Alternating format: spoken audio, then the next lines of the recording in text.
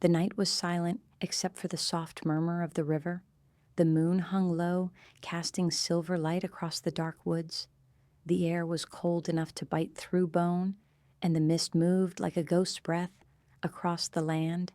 Jim, the alpha vampire, rode through the forest on his black horse. The beast's hooves struck the damp ground in steady rhythm. Jim's cloak flowed behind him like a shadow itself. His eyes, deep red beneath the hood, watched the dark path ahead. He was not in a hurry. He rarely was. Nights belonged to him. Time had long ago stopped mattering. When he reached the small river, he stopped and let his horse lower its head to drink. The water was calm, reflecting the pale light of the moon. Jim looked around, as he always did, silent, alert, aware of every sound in the dark. And that's when he saw them. Two young girls stood outside a small wooden house near the river. The door was half open, and the faint light from inside flickered through the window. The girls looked to be around 10 or 11, both with long dark hair that shimmered like silk in the moonlight. Their faces were pale but beautiful, too beautiful for such a quiet, forgotten place. They stood side by side, watching him, not moving, not afraid, just watching. Jim felt something he hadn't felt in centuries. Warmth, a strange pull in his chest. His hand tightened on the reins without meaning to. The horse lifted its head, snorting softly, as if it too sensed something unusual. The girls didn't speak. They only stared, their eyes filled with something between sadness and curiosity. Jim gave them a faint smile, though his face rarely showed emotion. He was used to fear, not innocence. He wanted to say something, ask who they were, why they were out so late, but before he could, the door creaked open wider. A woman's voice called from inside, sharp and cold. The girls turned quickly and went back inside without a word. Jim waited for a moment, listening. The voice stopped. The light inside dimmed. Silence returned. He looked at the house one last time, then pulled on the reins. His horse began to move again, leaving the river behind. But as he rode away, something stayed with him. That strange warmth, that small connection, he couldn't explain.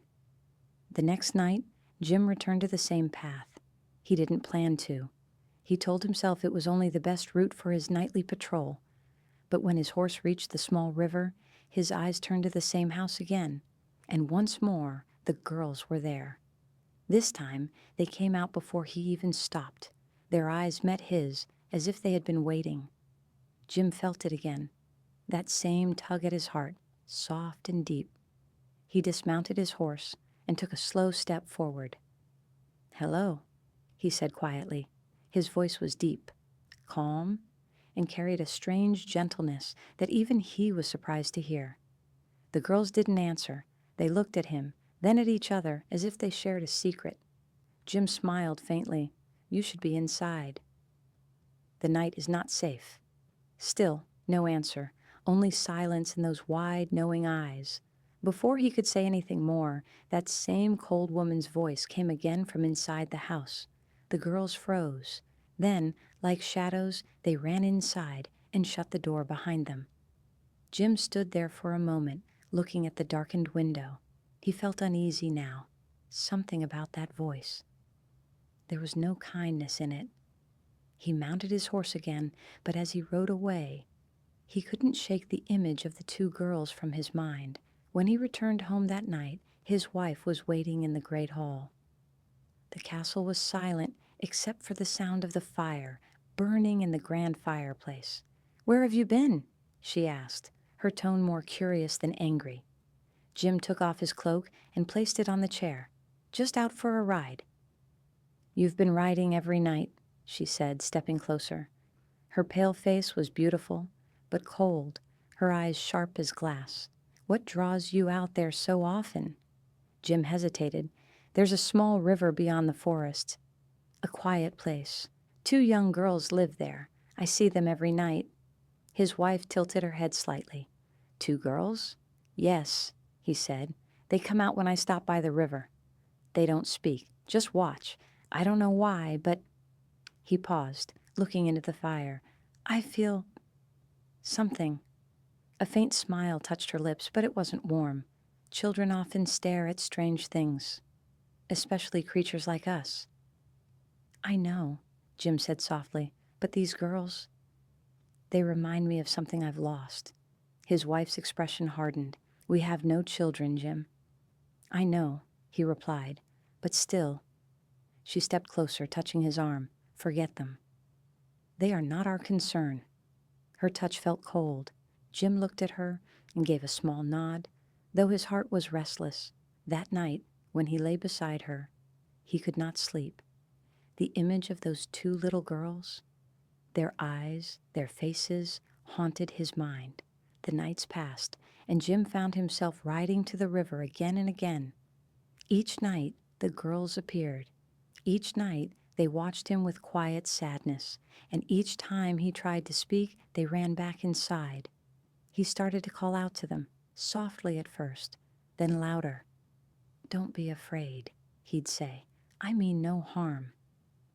But they never answered. Still, he could feel it. Something bound them together, something beyond words. He began to notice little things. One of the girls had a small scar on her wrist, shaped like a crescent moon. The other wore a pendant with an old symbol, one he recognized from long ago. The pendant was something only the vampire clans used centuries ago, a mark of his own bloodline. He felt his heart stop for a moment when he realized it. Could it be? Number. Impossible. He had no children. He had never known the warmth of fatherhood. His wife could never bear life. But still, the thought would not leave him. One night, he decided to go closer. When the girls came out, he dismounted his horse quietly and walked toward them. The grass whispered under his boots. The night was silent, the river still. He knelt down to seem less frightening and said softly, "Tell me your names." The girls looked at each other, uncertain. The older one opened her mouth as if to speak, but then that same voice came from inside the house again. Only this time it wasn't cold. It was furious. Inside, now, the girls froze, their faces pale with fear. Then they turned and ran back, slamming the door behind them. Jim stood there, his fangs pressing lightly against his lower lip. Something in him shifted. That voice. It wasn't human. He knew the sound of darkness when he heard it. And whatever lived in that house with those girls, it wasn't a mother. That night, Jim returned home later than usual. His wife was sitting near the fire, brushing her long hair. She looked at him through the mirror's reflection. "You saw them again, didn't you?" He didn't answer. "You're becoming obsessed," she said coldly, "with mortal children." Jim turned his eyes toward her. "There's something strange about them." "Strange?" "Yes, they wear marks of our bloodline." Her hand froze for a brief moment on the brush. Then she continued, pretending not to notice. "That's impossible." "Perhaps," Jim said quietly, "but I'll find out." He walked away toward the window and looked at the dark forest beyond the castle. For the first time in many years, he felt something. Not hunger, not power, but fear. A fear that he was about to uncover something buried deep in his own past. The next night, the moon was full and white, like frozen fire. Jim didn't wait for darkness to deepen. He left his castle early, long before his wife could question him again. The sound of his horse's hooves echoed softly through the forest as mist began to rise. He knew exactly where he was going, to the river, to the girls. Something deep inside him whispered that answers waited there. As he reached the clearing, the same small house came into view, lonely and quiet beside the river's bend. The faint light in the window flickered weakly, as though the flame inside fought against being snuffed out. Jim dismounted and stood still. He didn't move or call out. He just waited. After a moment, the door creaked open, just slightly. Two small faces appeared in the gap. The older girl stepped out first. The younger followed, clutching her sister's hand. They both looked nervous, but not afraid of him. Jim's voice was gentle. "I came to see if you were safe." The older girl tilted her head. "Why?" Her voice was soft, fragile, like it hadn't been used in years. "Because I see sadness in your eyes," Jim said quietly. The little one whispered something, and her sister hushed her quickly, glancing back toward the house. "Your mother," Jim started, then stopped. The word didn't feel right on his tongue. "She is not kind to you?" The older girl lowered her eyes but didn't answer. And then, once again, the air shifted. Colder, heavier. The wind seemed to stop. Jim's instincts screamed. He turned toward the house. The door opened wider, and a woman stepped out. Her hair was long and black, her skin pale as snow. She wore a dark dress that shimmered faintly, as if stitched with shadow. Her eyes, however, were not human, deep green with a strange glow. "Good evening," she said smoothly. "You're far from your castle, Lord Vampire." Jim stared at her, studying her face. Something about her felt familiar. "I was passing through," he said slowly. "Your daughters have a habit of watching strangers." She smiled, but it was the kind of smile that hides poison. "They are curious children. I keep them close. The world is full of danger." "I can see that," Jim replied. The woman stepped closer, her movements graceful, like smoke drifting in the air. "You shouldn't wander here. The forest has secrets that even you wouldn't want to uncover." Her tone was almost mocking. Jim didn't move. "Secrets don't frighten me." For a moment, their eyes locked, his red and cold, hers burning green. The air between them trembled with unspoken power. Then she smiled again, slowly, and said, "Then be careful, Lord Vampire. Curiosity has a cost." She turned to the girls. "Inside." The children obeyed instantly, their faces pale. When the door closed, the woman gave Jim one last look, one that carried something dark, something ancient, and then she vanished inside. Jim stayed there for a long time after she was gone. He could hear faint whispers from the house, the sound of the girls crying softly. His fists clenched. He had seen witches before. Long ago in the wars of the night clans, their presence always left a mark on the air, a taste of bitterness and rot. And now he felt that same taste again. That woman was no mother. He was sure of it. But what he didn't understand was why she had those girls, or why their faces felt like ghosts from his own heart. When Jim returned to his castle, dawn was not far away. The sky was gray and soft with the first hint of morning. His wife was waiting again. This time not in the hall, but in the courtyard. Her eyes were sharp, watching him approach. "You were with them again." "I was near the river," he said calmly. She walked closer, the hem of her gown sweeping the stones. "You've changed since you met them. You speak less. You sleep less. Tell me what you see in those children." Jim's eyes narrowed. "I see something I don't understand." "Then stop looking," she said coldly. "There are things better left buried." He studied her face. There was something in her tone, not concern, but warning. "Do you know something about them?" Jim asked quietly, her lips pressed together. "No." But her heartbeat, though faint and slow like all vampire hearts, trembled. He could hear it. She was lying. That day, while the castle slept, Jim searched the old records hidden in the library vault. Scrolls, books, and blood seals filled the shelves. He had not opened these in centuries. There, he found an old parchment, brittle and yellow. It carried his family's mark, the crest of the first vampire line. He read it slowly, tracing the faded ink with his finger. It was a birth record. 2 daughters, born the same night. The mother's name was torn away. The edge of the parchment burned. His breath stopped. He had no memory of this. But the date, it matched the same year his first wife had vanished, the one he believed had died in childbirth centuries ago. He looked again at the burned edge. The seal of the bloodline was faint, but it was there, the same symbol he had seen on the older girl's pendant. His hands trembled. The girls by the river were his. That night he rode again, faster than before. The forest blurred past him.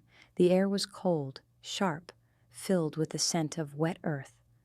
When he reached the river, the house was dark. No light, no sound. He dismounted, listening carefully. Even the crickets were silent. He pushed the door open. It creaked softly. Inside, the air was heavy with smoke and something fouler. The place was empty. The small table, the wooden chairs, all covered in dust, as if no one had lived there for years. He stepped forward slowly, his boots echoing softly on the floorboards. Then he heard it, faint, sobbing. He followed the sound to a small room at the back of the house. The door was locked. He pushed it open. Inside, the two girls sat on the floor, bound by ropes of black thread that shimmered like spider silk. The older one looked up at him with wide, tearful eyes. "Please, help us," she whispered. Jim's heart twisted. He moved forward quickly, cutting the dark threads with his blade. The ropes hissed and burned away like smoke. When the last strand fell, the girls clung to him. Trembling, terrified, he looked around the room. Symbols were carved into the walls, strange marks drawn in dried blood. In the corner lay a small wooden chest, filled with bones and old charms. The witch's work. She had trapped them here, maybe for years.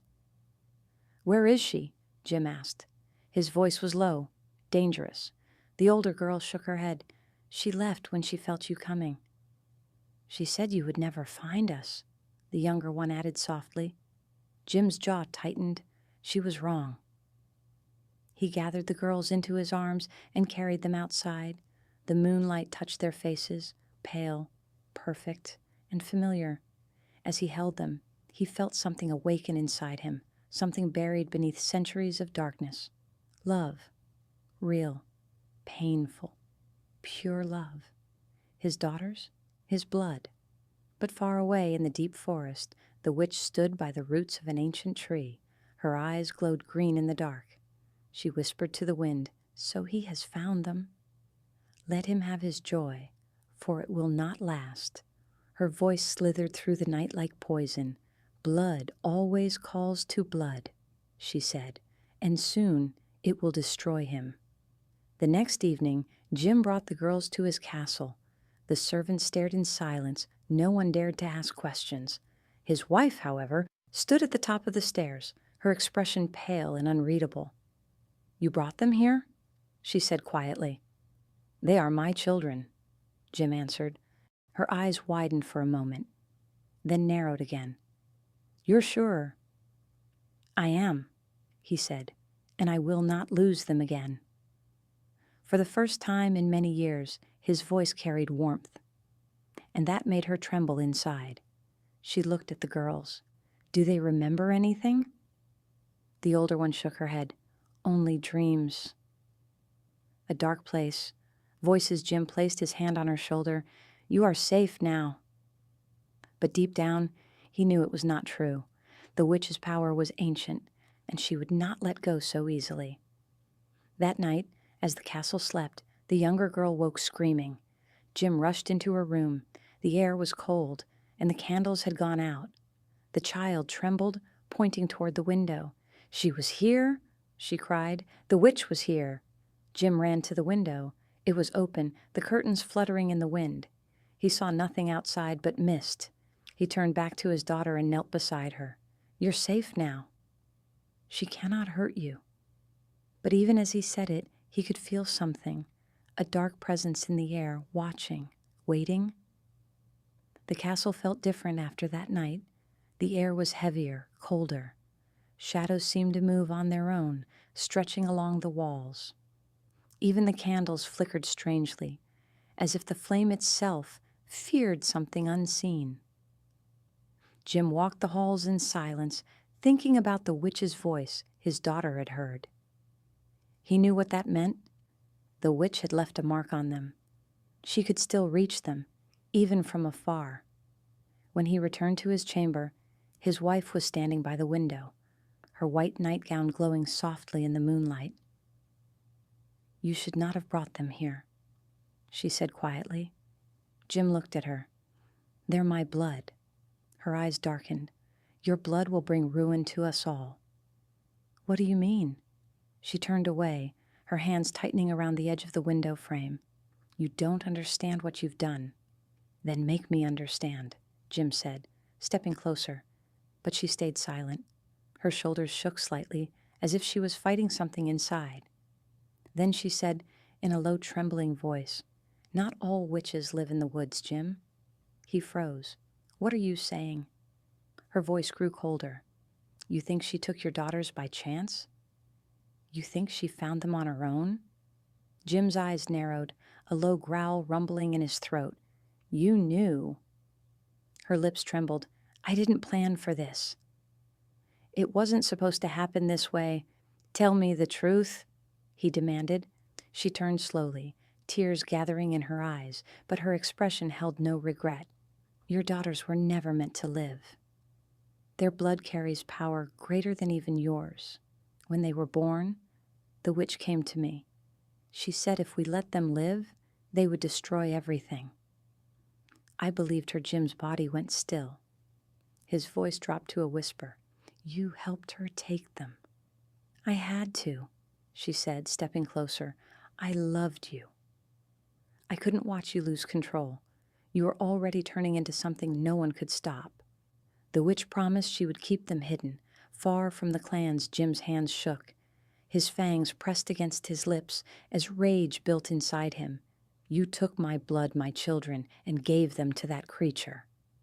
"She saved us," his wife said desperately. "You don't know what they are." "They are my daughters," Jim growled, his eyes glowing red with fury. "And if the witch cursed them, I will break it, even if it costs me everything." He turned and stormed out, his cloak flowing behind him like a black flame. His wife sank to the floor, her face pale as the moonlight. "Then you'll die," she whispered. "She'll make sure of it." Jim rode again that night. He didn't care that the sky was turning dark with storm clouds, or that the rain began to fall like shards of glass. He followed the scent of witchcraft through the forest. The air was thick with it now, bitter and rotten. He rode until he reached the edge of the old valley, the place no vampire dared to go. The Witch's Hollow. Thunder rumbled across the mountains as he dismounted. The trees here were twisted, their roots black and dry. In the center stood an ancient stone circle, glowing faintly green, and there she was, the witch. Her long black hair flowed like ink in the wind, her eyes burning bright. "You shouldn't have come, Lord Vampire." Jim stepped closer. "You took what was mine." She smiled faintly. "What was yours is what you lost long ago." "Give them back," he said coldly. "They were never yours to keep," she whispered. "Their blood was promised before they were even born." "You know," this Jim's voice rose like thunder. "Promised to who?" "To the old ones," she said softly. "The first blood, the ones who gave you power. Your daughters carry their gift and their curse. That's why I took them, to keep them safe from you." Lightning cracked across the sky. Jim's eyes burned red. "Safe from me?" "You would have turned them into monsters," she hissed, "like yourself. You think your love can save them, but your love is the same hunger that cursed your bloodline." He took a step closer, his fangs showing now. "Then let me be the monster they need." The witch's smile faded. "If you take them, they will die." "I'll take that chance," Jim said. He drew his sword, black steel engraved with runes from his clan. The witch raised her hand, whispering a spell, and the ground shook beneath them. Shadows burst from the soil, crawling and twisting like living smoke. Jim swung his sword, cutting through the darkness. The air filled with screams, ancient and cold. The witch moved with inhuman speed, but Jim was faster. He struck her arm, tearing through her spell marks. She cried out, falling to her knees. "You don't understand," she gasped. "They are bound to me." "Kill me, and they die too." Jim froze.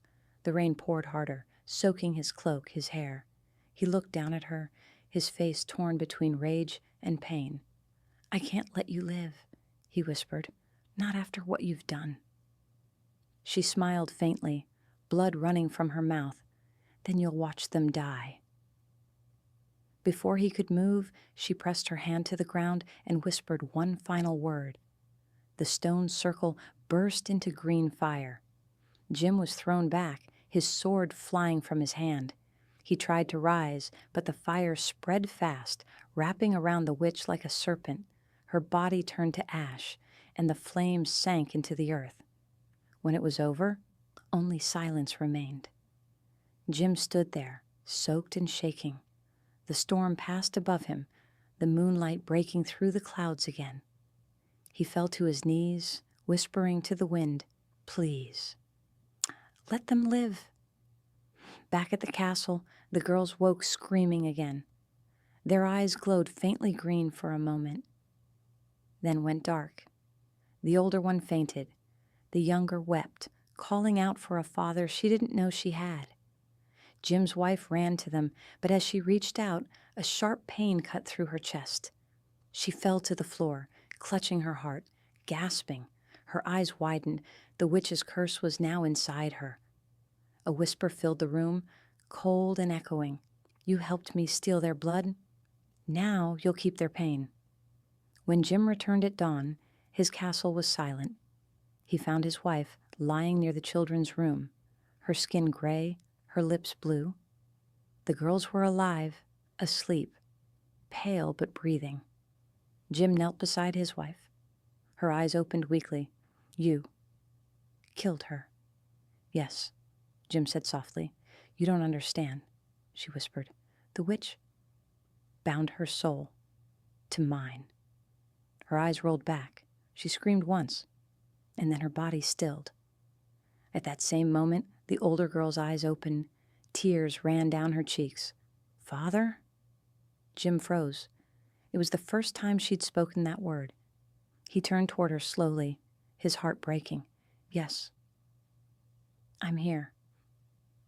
The little one woke too, clinging to her sister. Both girls looked frightened, but alive. He gathered them in his arms, holding them close. "You're safe now." "I swear it." But deep down, he knew the witch's curse was not gone. It had simply moved from her body into his bloodline. And somewhere, far in the dark corners of the world, her laughter echoed like thunder. That night, Jim stood on the balcony overlooking the valley. The moon was red again, its light falling across the castle walls. His daughter slept in the chamber beside his. He looked at the horizon and whispered, "If she returns, I'll be waiting." Then he closed his eyes and listened to the soft sound of his daughter's breathing, the only light left in his long, cursed life. But beneath the stone floor, deep below the castle, something stirred, a faint heartbeat, not human, not vampire. The witch's final spell had taken root. The curse was alive, and it was growing. Jim rode through the forest as the last light of day faded from the sky. His horse's hooves echoed softly against the damp earth, and the sound of the nearby river guided him forward. The air was cool and heavy with mist. He pulled his cloak tighter around his shoulders, his dark hair brushing against his jaw as the wind whispered through the trees. When he reached the riverbank, he slowed his horse and let it drink. He looked at the quiet house again. The same small home, the same wooden door, and the faint glow of a candle behind the window. He waited, though he didn't know why. The door creaked open. The two girls came out once more. They looked just as they always did, pale skin, light hair, and eyes that carried both fear and innocence. They stood close to each other, one clutching the other's hand. Jim dismounted and stepped toward them. "You don't need to be afraid," he said softly. But as he took a few steps forward, the girls hurried back inside and shut the door. Jim sighed, the same pattern every day.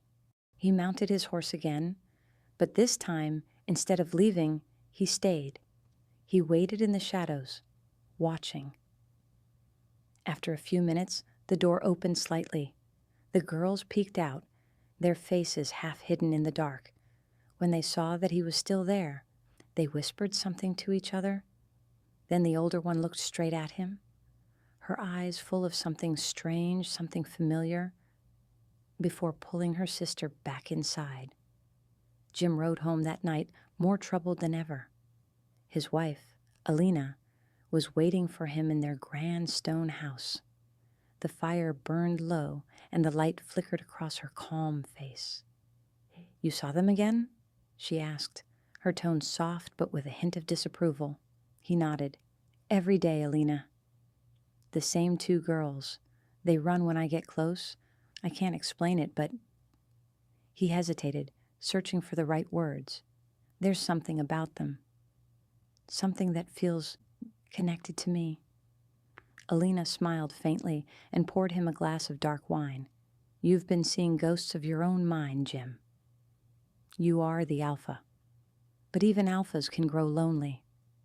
Jim looked into the cup but didn't drink. "No," he said finally.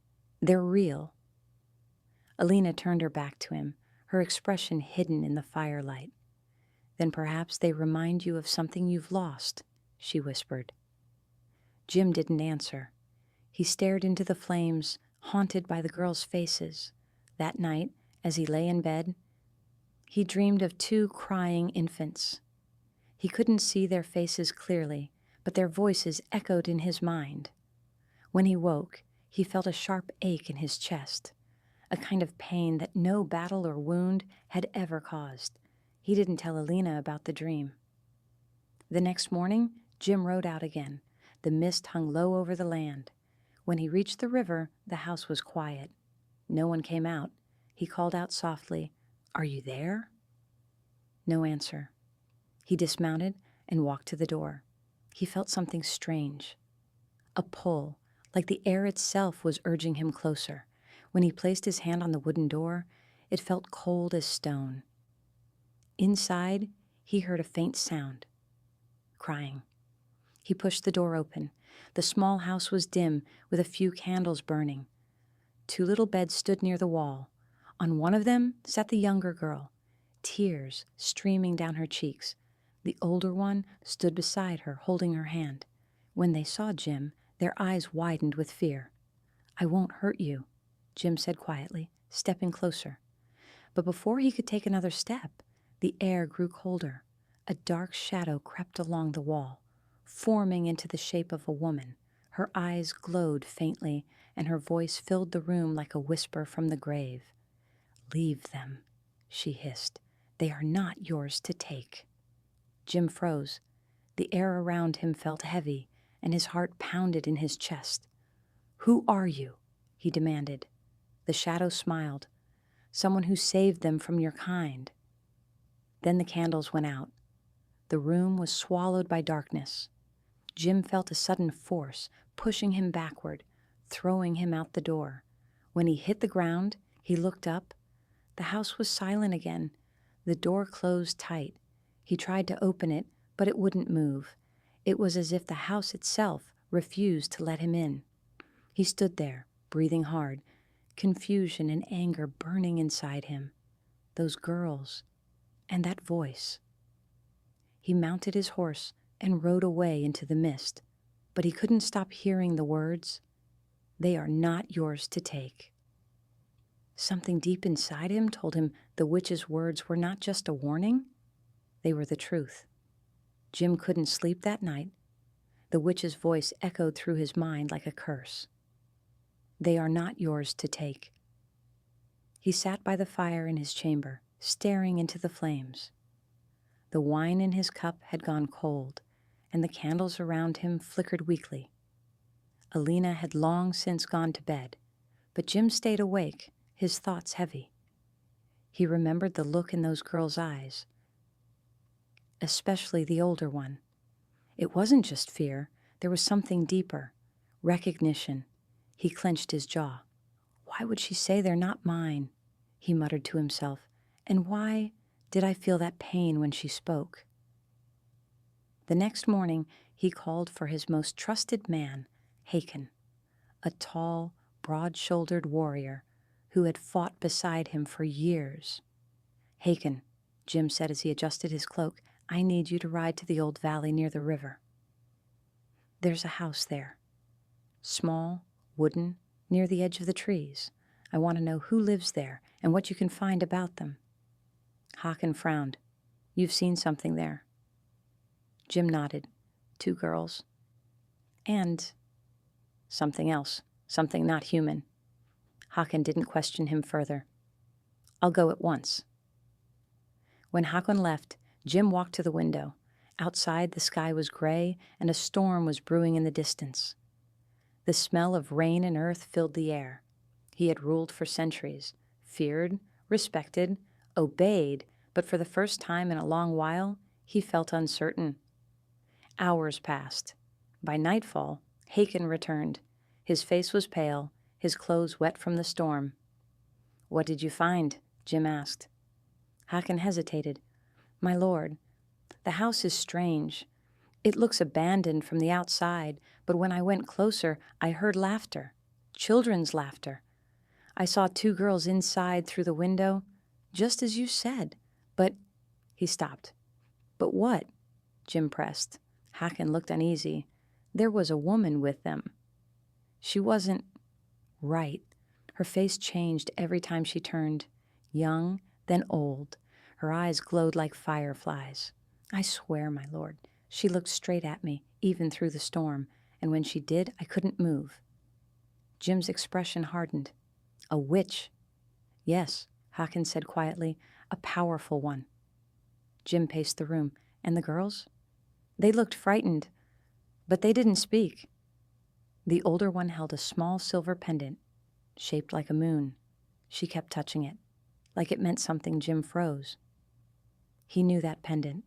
Years ago, before Alina, before everything, he had given that same moon-shaped pendant to someone, a woman he once loved deeply. Her name was Lyria. She had vanished one night without a word, taking with her the child she carried. Jim searched for them for years, but he never found them. He turned to Hakon, his voice low. "That pendant belonged to Lyria." Hakon looked surprised. "Lyria? The healer from the northern woods?" Jim nodded slowly. "Yes, she was different, gentle. She believed in light even when surrounded by darkness." A silence hung in the air before Hakon spoke again. "You think the girls—" Jim's voice was barely a whisper. "They're mine." The words struck the air like thunder. Hakon's eyes widened. "Then the witch—" "She took them from me," Jim said, his voice shaking with anger. "All these years, I thought Lyria left me. But she must have been taken. Or worse." Jim turned toward the door. "I'm going to that house tonight." "My lord," Hakon warned, "if the witch is truly powerful—" "I don't care," Jim said coldly. "She took my blood. My daughters. I'll face her myself." He rode through the storm. Lightning tore across the sky, and rain poured like the heavens themselves were crying. His black horse thundered down the muddy path, its hooves splashing through puddles. The river beside the road roared louder than ever. When he reached the house, the door was open this time. The candlelight flickered from inside, and he could hear soft voices, the girls whispering. He stepped in quietly, his boots heavy with rain. The girls sat by the fire, holding hands. When they saw him, their eyes widened, not with fear this time, but with confusion. The older one stood up slowly. "Why do you keep coming here?" she asked. Her voice was calm, brave. Jim knelt down to her level, his dark eyes softening. "Because I think I know who you are." Before she could answer, the fire went out. The room turned cold again, and the shadow returned, the witch's shape forming in the darkness, her eyes glowing faintly red. "You never learn, do you?" she whispered. "You think blood gives you the right to claim what's mine?" Jim's fangs flashed as he rose. "They were never yours." The witch smiled. "Then why did their mother give them to me?" Jim froze. The room went silent, except for the crackle of the rain on the roof. "You're lying." The witch tilted her head. "Am I?" The two girls clung to each other, trembling. The older one whispered, "Mother said she'd come back for us." Jim turned to her sharply. "Your mother?" The witch stepped forward. "She won't be coming back." "Lyria is gone." Jim's heart felt like it had stopped. "What did you do to her?" The witch smiled faintly. "I saved her from you." Jim stood motionless. The fire was gone, the house bathed in shadow, and yet the witch's words cut through the darkness like steel. "You saved her from me?" he said slowly, his voice low and trembling with restrained fury. "You dare twist the truth before my eyes?" The witch's form shifted slightly, her face young, then old again, her long dark hair floating as if the air itself bent to her will. "You call yourself Alpha," she said, "protector of your kind. But your love brought death wherever it reached." Jim's eyes narrowed. "You speak in riddles. Tell me what you did to Lyria." The witch smiled faintly. "You loved her. But you never told her what you were until it was too late." Jim's jaw tightened. Memories, long buried, began to surface. Lyria's soft laughter, her warm hands, the nights they spent by the fire when he promised he'd never hurt her. The night she discovered the truth. The night she saw his fangs for the first time. She was frightened, the witch continued, her voice echoing around the room. She ran into the woods, carrying your unborn daughters. And when the beast came for her, men you had turned, it was I who saved her." Jim's eyes widened. "That's not possible." "Oh, but it is," the witch said. "She came to me half dead, begging for help." "She hated you, Jim. She wanted her children to grow in light, not in the blood of monsters." Jim's heart pounded in his chest. His daughters, his blood, raised in fear of him. "You took them," he said softly. "You made her believe I was the danger." The witch's smile faded. "You were the danger. You still are." The younger girl whimpered, clinging to her sister. "Please, stop," she cried. Jim took a slow step toward them. "You have no right to keep them. Whatever Lyria believed, they are still mine." The witch's eyes glowed brighter, filling the room with a crimson haze. "And if I refuse?" Jim's power stirred inside him. The floor trembled. The old wood of the house creaked and the air grew heavy. "Then I'll burn your darkness away," he growled. The witch raised her hand. An invisible force struck him like lightning, throwing him back against the wall. The impact cracked the wooden beams. "You think you can take them from me?" she hissed. "You abandoned their mother. You lost your soul long ago." Jim pushed himself up, blood trickling from his lip, his fangs glinting in the dim light. "I never abandoned her. I was made to forget." The witch froze. "What?" Jim's eyes darkened. "When I became Alpha, I was cursed. To lead, I had to sacrifice what I loved most. My bloodline, my past, was sealed away by the Elder Council.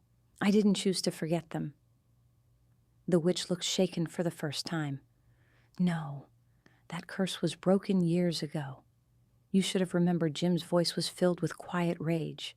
"You used your magic to keep it buried." The house trembled again as his anger grew. The candlelight burst into flame, shadows twisting violently around the walls. The girls screamed, covering their ears. "Enough!"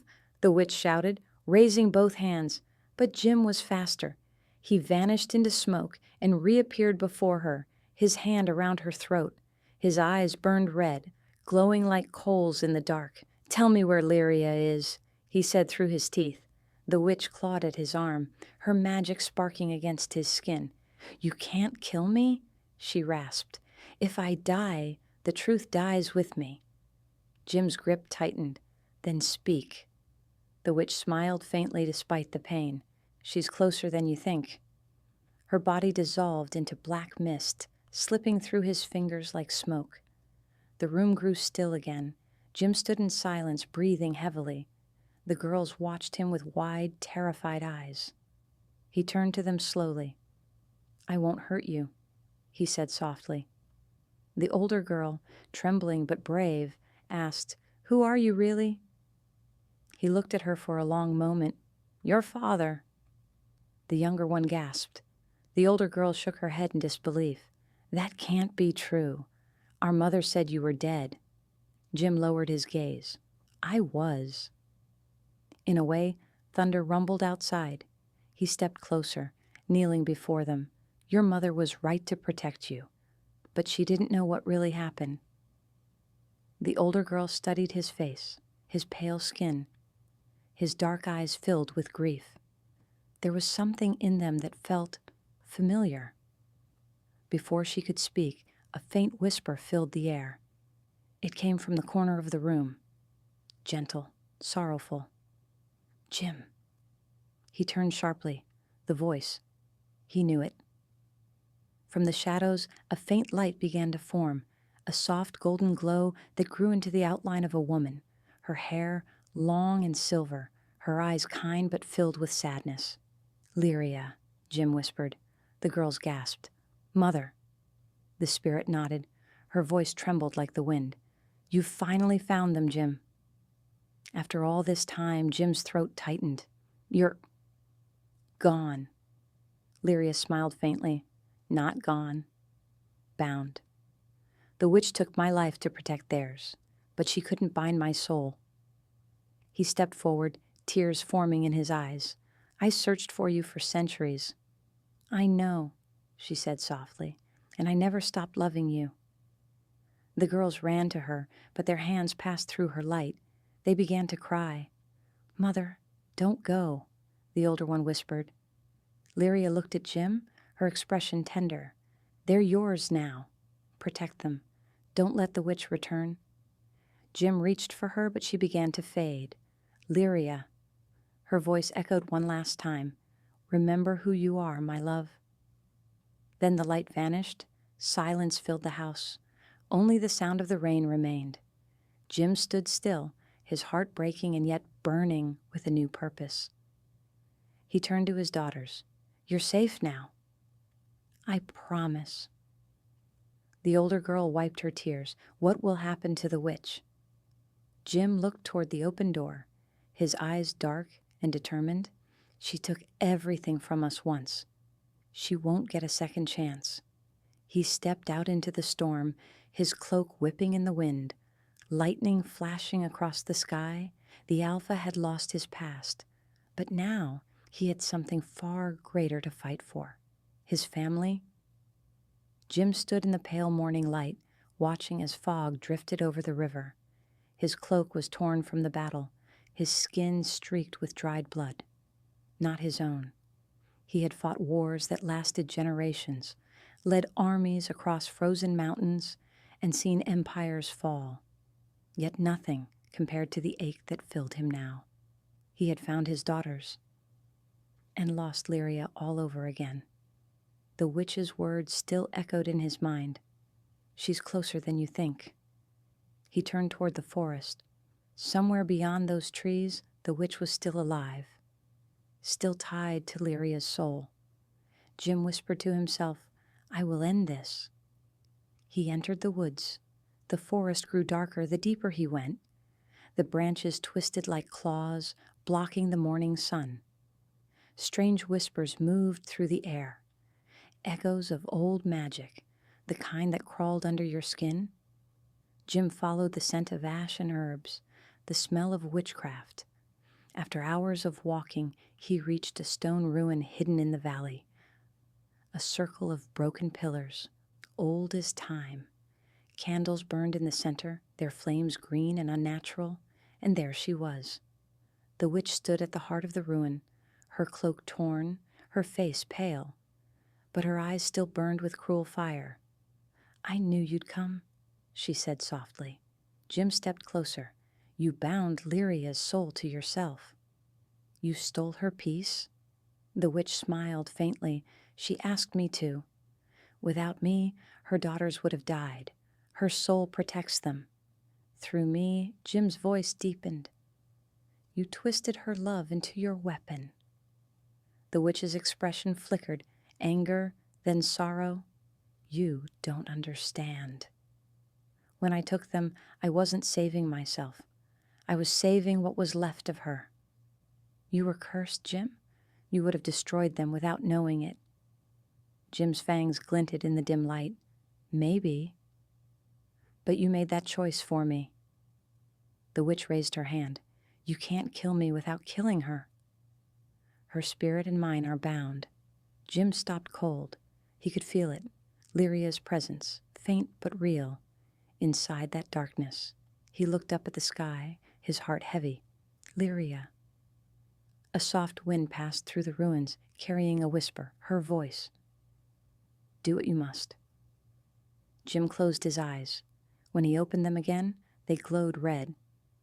"Forgive me," he said quietly. He moved faster than the witch could see. In a heartbeat, he was in front of her, his hand on her chest, channeling every ounce of power within him. Light erupted, pure, blinding white, flooding the ruins. The witch screamed, her body breaking into shards of shadow. The ground trembled.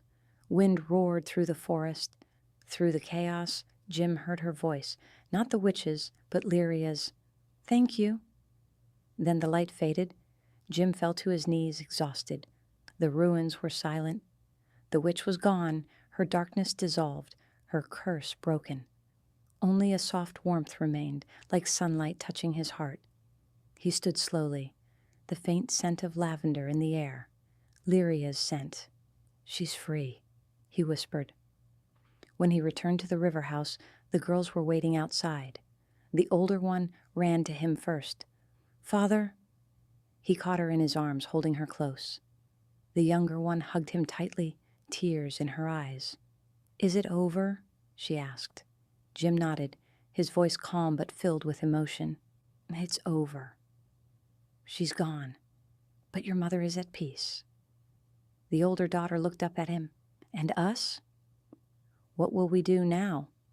Jim smiled faintly for the first time in centuries. "We start again." He looked toward the horizon.